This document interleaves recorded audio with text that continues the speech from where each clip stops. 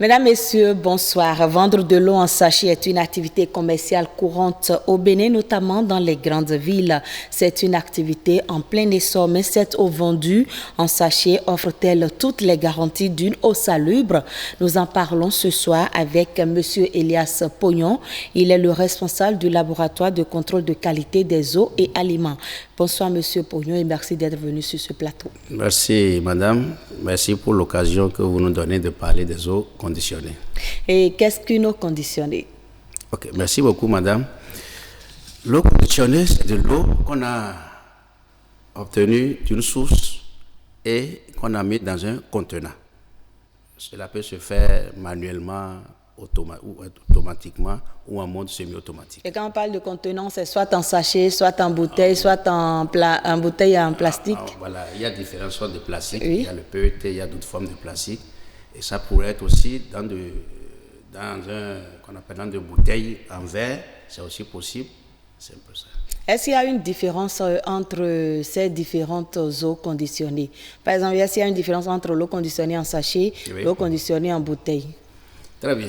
Bon, les eaux conditionnées, en fonction de la nature du contenant, on va appeler certaines des eaux conditionnées en sachet ou des eaux conditionnées en bouteille. Donc, quand on dit bouteille, ça peut être ici de bouteille en verre comme de bouteille en plastique. Donc, c'est un peu comme ça, il faut voir cela. Soit en plastique, mais étant dans un contenant rigide, c'est-à-dire solide. Donc, il n'y a pas l'autre nature. Parce que parfois, on parle d'eau minérale.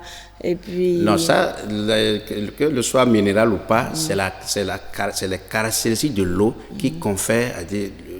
Quand on parle de l'eau minérale, c'est de l'eau forcément qui contient beaucoup de minéraux. Voilà. Ça, ce n'est pas en liaison avec l'emballage, c'est en liaison avec la nature de l'eau. Voilà. Et aujourd'hui, on trouve les eaux en sachet un peu partout, à tous les coins de rue. Qu'est-ce qui explique ce phénomène? Bien. Là, vous me demandez de faire un peu l'état des lieux, alors merci beaucoup. Vous allez remarquer qu'en ces temps, on parle beaucoup, il fait beaucoup chaud. Cela veut dire que à la faveur de la chaleur, les organismes sont souvent éprouvés. C'est-à-dire les organismes il y a un besoin d'hydrater l'organisme. Bon, si à ce phénomène on ajoute la démographie, ça veut dire qu'il y a un grand marché.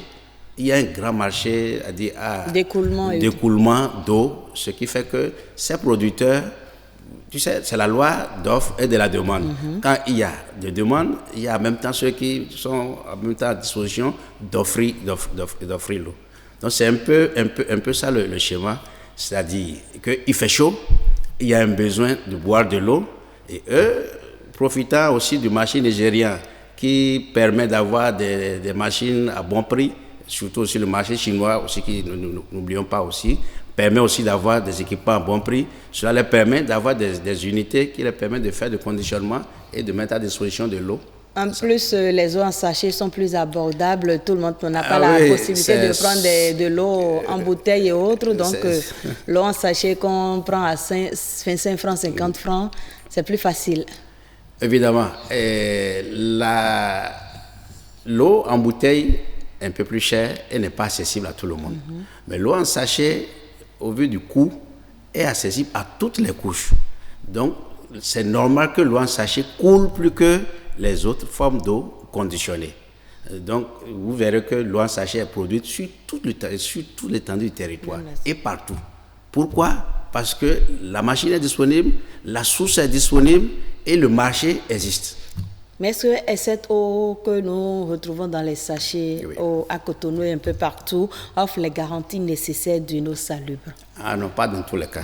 Je crois que c'est surtout ça la bataille que mène le ministère de la Santé. Je vais expliquer ceci. Voilà. Nous sommes dans un contexte où il ne manque pas de lois pour encadrer le secteur. Les lois existent. On peut citer le Code d'hygiène publique, la loi cadre sur l'environnement. On peut parler de la loi portant gestion de l'eau. Et bien sûr, et on peut aussi parler de la stratégie nationale de suivi de la qualité de l'eau. Parlons d'abord de la salubrité de cette eau. J'en viens. Ça veut dire que ceux qui produisent l'eau, ils le produisent dans un environnement qui est réglementé, où il y a quand même de la réglementation. Ils devaient se conformer à ces réglementations et produire de l'eau de bonne qualité. Ce n'est pas le cas. Qu'est-ce qu'on remarque Qu'est-ce qu'on constate effectivement? Les gens s'installent anarchiquement dans un coin, réalisent un ouvrage ou se connectent à une source d'eau officielle et commencent par faire du conditionnement.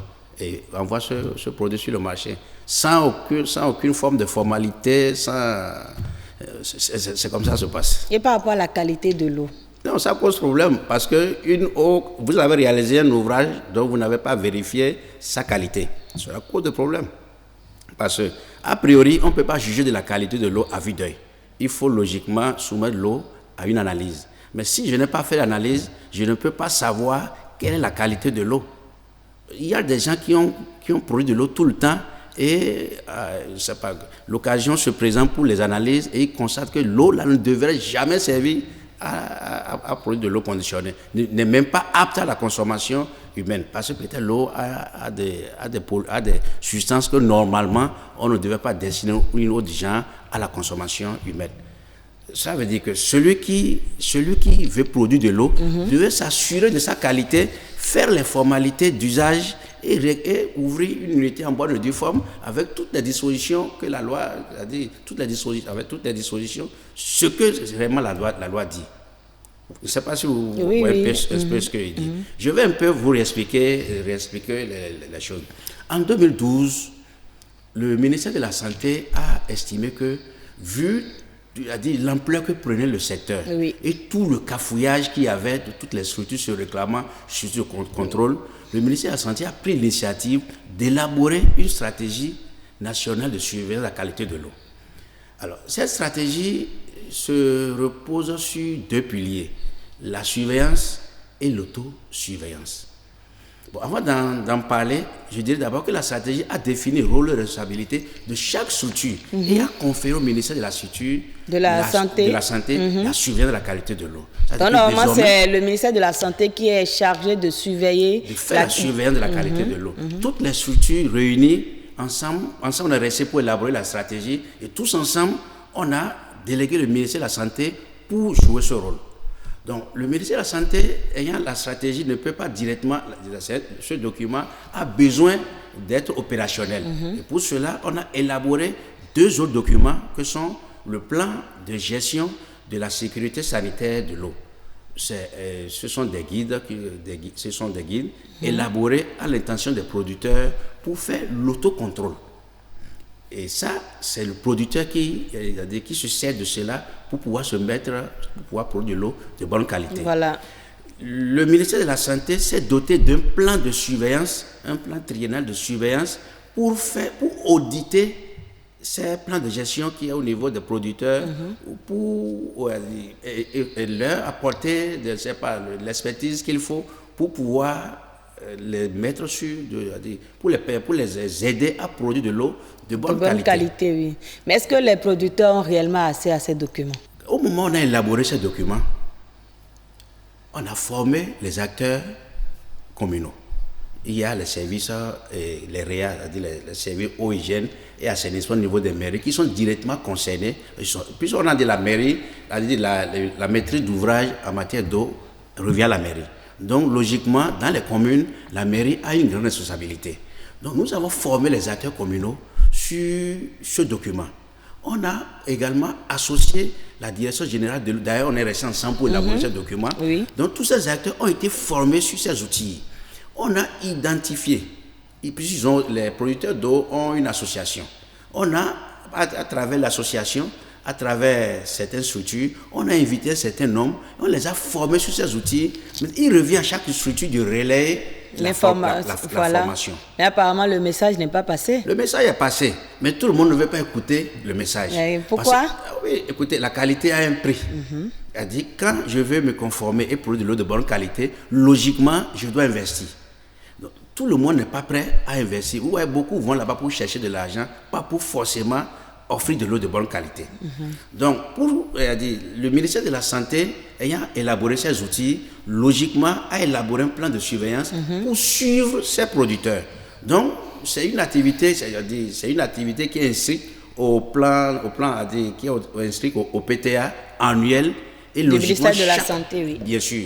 Et chaque année, on descend sur le terrain pour opérer, pour faire ces inspections.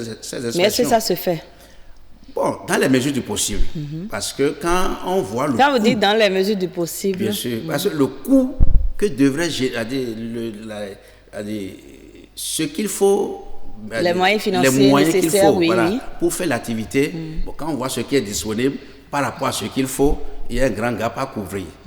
Mais normalement, quand on pense à la protection de la santé des populations, on doit quand même mettre les moyens nécessaires pour garantir la santé à tous. Bon, c'est ce qu'il faut. Je Mais crois que dans la réalité, dans c'est la pas ce qui se réalité, fait. ce Oui. n'est pas tout à fait ça. Mais je crois que eux, les producteurs, c'est vrai qu'ils se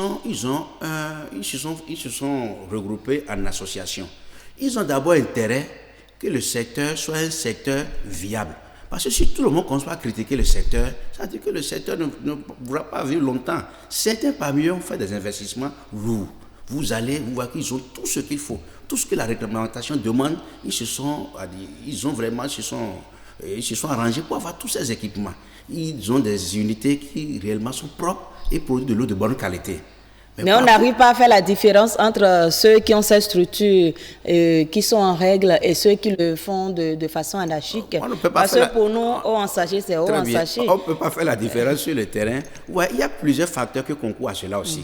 Lesquels facteurs? Je vous donne l'exemple de Porto Novo, qui est vraiment un cas particulier. Voici des gens qui disent qu'ils sont producteurs. Mais ils n'ont pas une unité de production. Et ils n'ont pas de moyens de déplacement. Et ils n'ont même pas un logo qui a dit, l'unité a dit, leur entreprise n'a pas un logo sous lequel on les connaît. Qu'est-ce qu'ils font? Ils vont au marché, ils vont acheter des sachets. On les appelle des sachets neutres. C'est écrit Golden, c'est écrit Facile, ainsi de suite. Des sachets neutres. Des sachets neutres, de logo neutre. Il paye un sachet, il va louer un tricycle, il va vers quelqu'un qui a une unité de production, il négocie avec lui et il remplit ses sachets. Il prend, il va sur le marché, il va vendre. Donc, un producteur où on a dit qu'on ne peut pas situer quelque part et qui aujourd'hui peut produire de l'eau avec des sachets Golden, demain peut produire de l'eau avec des sachets, et ainsi de suite. Bon, il y a d'autres quand même qui ont estimé qu'il faut se prendre au sérieux, oui. qui ont commandé normalement des logos, on dit quand on voit tel nom, c'est que ce nom est associé à un producteur qui a un siège. Il faut vraiment maîtriser le milieu pour faire toutes ces différences parce que la bonne dame du marché, quand il voit par exemple Piawata, c'est Piawata. Quel que soit le nom qui est écrit sur le sachet, pour elle c'est la même chose qui circule par exemple. Bon, c'est vrai qu'il reste beaucoup à faire. Si on vous dit qu'on a déjà fait grand chose, on a menti. Okay. Parce qu'il reste vraiment à faire. Par rapport à la surveillance, quelles sont les zones? Est-ce que la surveillance intervient dans toutes les zones? Tout à l'heure, vous nous avez cité quelques villes. Le cas de Porto Novo. Le cas de Porto Novo, à Cotonou par exemple. Est-ce que ça se fait? Bon, je vous expliquerai un peu cela. Le plan de surveillance de la qualité de l'eau a été mis en place et on avait choisi dans sa première version 17 communes. On a tenu compte de certains critères pour choisir ces 17 communes des 77 et la surveillance n'a eu lieu que dans ces 17 communes au vu des moyens. Je vous parlais des moyens tout à l'heure. Les moyens disponibles. Alors, le programme qui a suivi, on a considéré qu'il faut étendre de 17 à 31 communes, puis de 31, nous sommes actuellement à 37 communes. Ça évolue. Normalement, sur 77 communes. Sur 77, on devrait déjà au moins travailler dans 37 communes. Le plan en soi déjà définit comment le travail doit être fait sur le terrain. C'est-à-dire quelle est la fréquence, avec quelle fréquence il faut descendre sur le terrain et quels sont les aspects à voir quand on va dans les unités. Bien, dans la mise en œuvre, j'avoue que les moyens ne suivent pas. Les seules difficultés que vous rencontrez, c'est les moyens ou bien il y a d'autres difficultés? Bon, je dirais qu'au départ, quand on a commencé la surveillance, nous avions remarqué que du laboratoire central à Cotonou, on ne peut pas faire de contrôle, on ne pouvait pas se déployer sur le terrain et faire le travail convenablement. Alors, on a créé des unités départementales d'analyse d'eau dans les 6 anciens chefs-lieux qu'on connaissait. Donc, on a monté des unités de contrôle de la qualité de l'eau. Donc, ces unités départementales ont une responsabilité, c'est-à-dire ils ont aussi un champ de responsabilité que le niveau central leur confère, mais tout ce qui est eau de qualité, c'est-à-dire les eaux d'une certaine qualité qui requiert une certaine expertise, une certaine rigueur dans le contrôle, ces unités départementales ne peuvent pas faire ce genre de contrôle. Donc, ils sont créés, ils ont quand même, on a défini ce qu'ils doivent faire, mais le niveau central les appuie et chacun dans son rôle en fait, c'est ce que je veux dire. D'accord. Les unités départementales sont dans un rôle, nous sommes dans notre rôle. Toutes les données produites par les unités départementales sont remontées au niveau central pour être compilées et à la fin de l'année, il y a le document phare que nous élaborons, que nous appelons le rapport sur la qualité de l'eau. Ainsi, en 2013, en 2014, jusqu'à l'année passée, on élabore le rapport sur la qualité de l'eau. Quel est l'impact alors de la consommation d'une eau non salubre sur la santé? Au moins pour montrer aux populations les dangers qu'elles encourent. Bon, vous voyez, l'eau est la vie. Mais en même temps, l'eau est source de maladies. Et les tests disent que nous buvons 90% de nos maladies.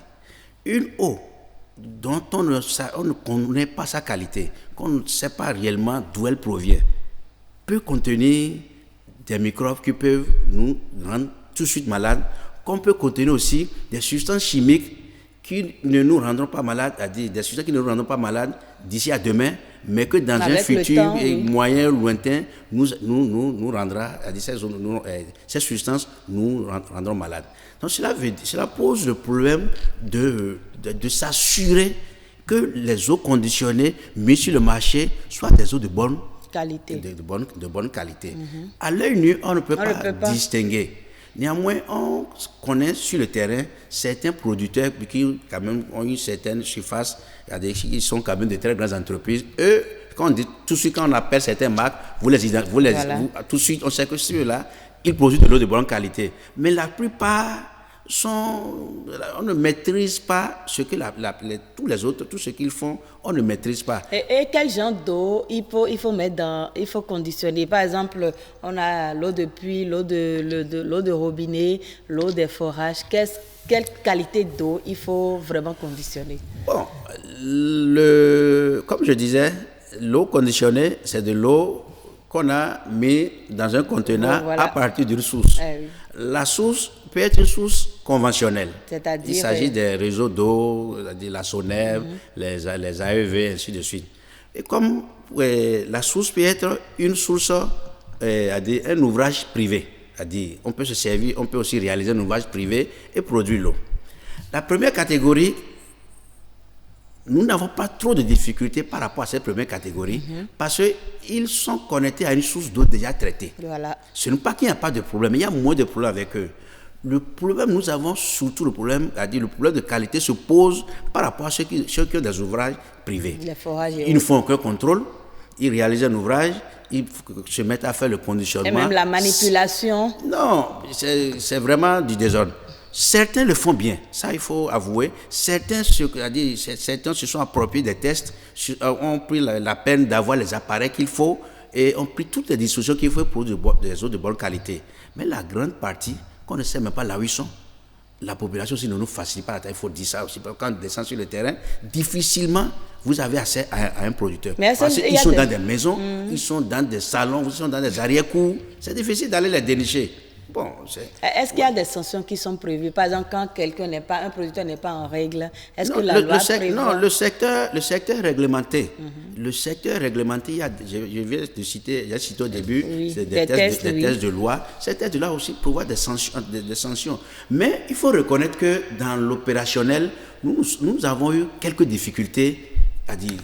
Il y a un certain nombre de producteurs, bien sûr, qui étaient prêts à faire toutes les formalités, à suivre toutes les formalités et avoir une attestation en bonne et due forme. Mais on s'est, en cours de chemin, on s'est rendu compte que les tests en l'état causent problème pour aller au bout.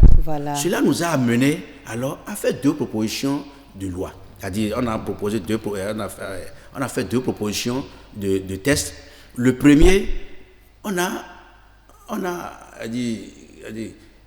créé un arrêté interministériel, une commission, pour pouvoir, une commission interministérielle pour étudier les dossiers et donner l'autorisation. Donc la commission a pouvoir d'imposer, de dire quelles sont les formalités que chaque chose doit dire, quels sont les documents qu'il doit produire et quelles sont les dispositions qu'il doit prévoir dans leurs unités pour pouvoir être éligible à avoir une attestation en bonne et due forme. Voilà. Donc ça, nous avons pris les dispositions, cet arrêté a été finalisé et mis dans le circuit administratif. Il y a eu un deuxième concernant les plans de gestion de la sécurité sanitaire de l'eau. On s'est rendu compte que c'est assez lourd en l'état comme ça. Et quand il se décide à s'engager, c'est un peu compliqué et aussi, on ne maîtrise pas les coûts. On a alors fait une proposition de loi pour alléger aussi cette procédure.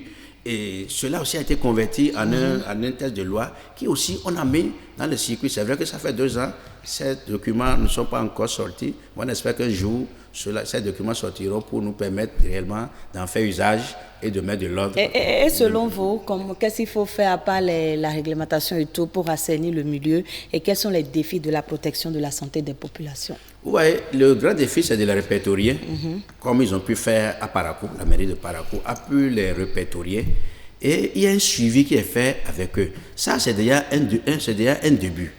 À Cotonou, ici, on a tenté de les répertorier, on n'a pas pu. Parce qu'ils sont tellement nombreux. D'abord, ils sont tellement nombreux, mais la plupart... Ils ne sont pas accessibles. Ils ne sont pas accessibles. La plupart, vous n'arrivez pas à savoir là où ils restent pour produire. Alors, nous, on s'est dit que dès que ces 2 tests-là vont, on va pouvoir signer ces 2 tests. Avec cela, quand ceux-là qui sont en règle auront leur attestation, on peut dire que certains ont pu l'avoir, le reste peut l'avoir. Nous avons déjà mûri une stratégie dans notre tête. C'est rester dans les carrefours, c'est rester au carrefour et guetter les moyens de transport. Voilà. Parce qu'ils soient dans un trou, s'ils produisent, ils ont le besoin de transporter pour aller vendre. Alors, si on arrive à les guetter, au carrefour, avec le concours de la police, on peut les prendre. C'est déjà un début de solution. Voilà. Si on prend le tricycle, le propriétaire viendra.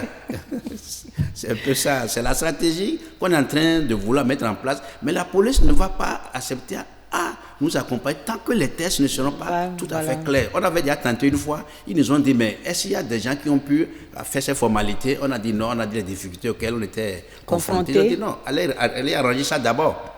Et quoi que c'est quand même normal. Et c'est ce que nous sommes en train de faire. Mais l'autre problème que posent les eaux conditionnées en sachet, c'est un problème environnemental. Parce que quand on finit de boire, on les jette un peu partout. Alors qu'il y a une loi qui interdit l'utilisation des sachets plastiques.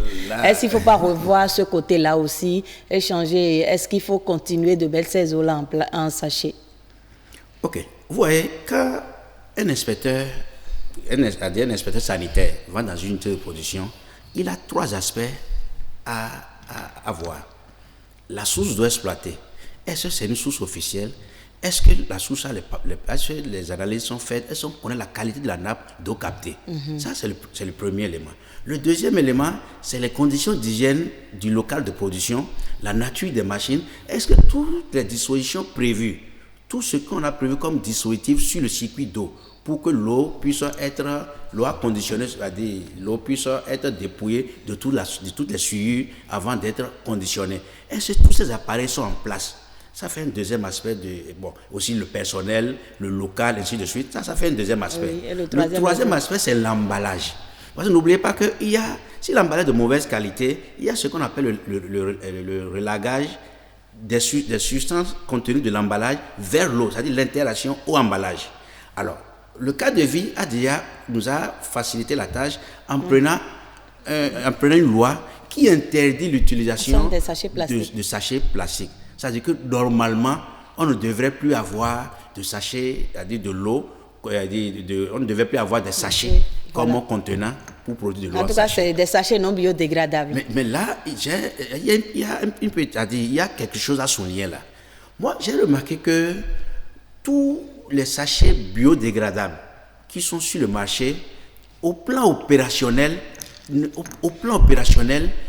les producteurs ont du mal à dire... On fait la différence. Non, on fait la différence facilement. À mettre de l'eau. Mais c'est que le biodégradable, de l'eau dans du biodégradable, ne peut pas être conservé longtemps. Et n'oubliez qu'on dit biodégradable, ça veut dire que s'il y a même des gemmes dans l'eau, si l'eau contenait des gemmes, ces gemmes même peuvent s'alimenter de l'emballage. Voilà. Alors, donc il y a un problème technologique qui se pose par rapport à la nature de l'emballage. Et il va falloir trouver une solution. Voilà. Moi, je crois que la solution intermédiaire, c'est l'OXO. L'OXO, c'est du sachet avec 10% du bio. Voilà. Avec ça seulement, on peut, l'OXO rejeté dans l'environnement. Quand on rejette les sachets OXO dans l'environnement, ces sachets s'effritent. C'est-à-dire, ils ne persistent pas comme le ferait le PET, voilà, qui reste indéfiniment dans l'environnement. Donc, déjà, l'option de l'OXO arrange les producteurs parce que, techniquement, ils peuvent opérer avec ça. Quelque part aussi, ça arrange aussi, ça nous arrange aussi parce que l'OXO va se dégrader. C'est-à-dire, il ne va pas disparaître, mais il va s'effriter et ne serait plus du sachet comme on le voit maintenant, qui rend toutes les couches, dans les bas-fonds sont jonchés des sachets qui ne permettent plus aux eaux de pouvoir s'infiltrer naturellement dans le sol. Merci beaucoup à vous, monsieur Elias Poyon. Je rappelle que vous êtes le responsable du laboratoire de contrôle de qualité des eaux et aliments. Mesdames, messieurs, vous l'avez compris, il est important d'informer et d'éduquer sans tarder le citoyen sur les risques de consommer une eau non sûre. Si rien n'est fait, les eaux en sachet vont coûter de plus en plus cher aux services de santé, aux contribuables et à l'environnement. Merci de nous avoir suivis. À bientôt. Merci.